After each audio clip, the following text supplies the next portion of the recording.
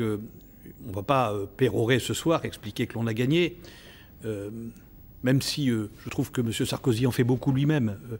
Le grand événement de ces départementales, c'est le fait que le Front National s'installe maintenant durablement dans le paysage politique français, sur un scrutin qui ne lui était pas favorable. Et que la gauche recule aussi beaucoup.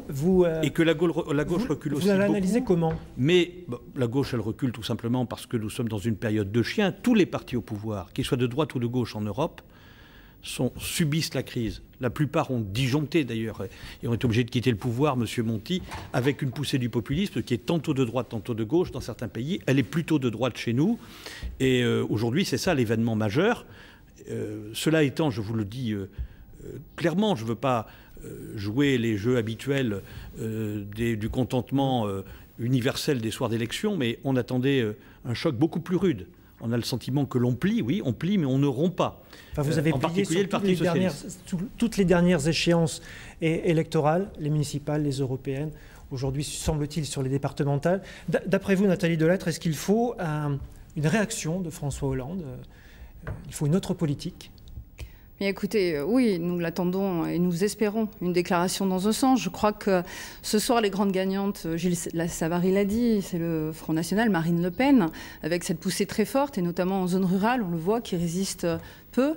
Si aujourd'hui, en Gironde notamment, la gauche est restée stable, c'est grâce à ces triangulaires.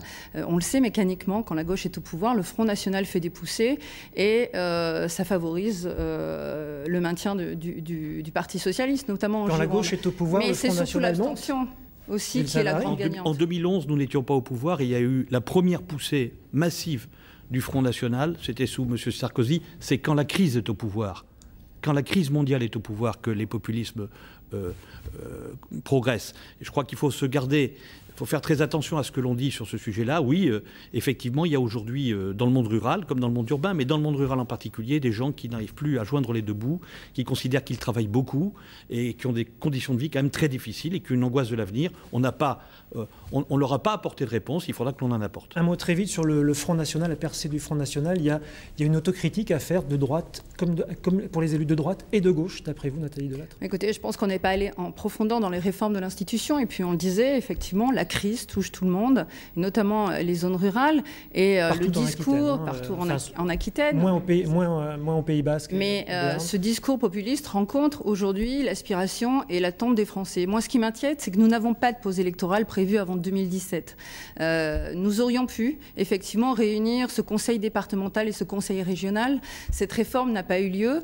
En 2015, nous allons appeler encore les Français aux urnes sur un scrutin qui ne va pas forcément bien les intéresser. Et il y aura une union de la droite et du centre, d'après vous? Parce que là, manifestement, ça n'a pas fonctionné pour les départementales. Ça a bien fonctionné pour les départementales, donc pas mal. Voilà, parce que selon qu'on se place au local ou au national, vous entendrez les uns et les autres dire qu'ils ont perdu ou gagné.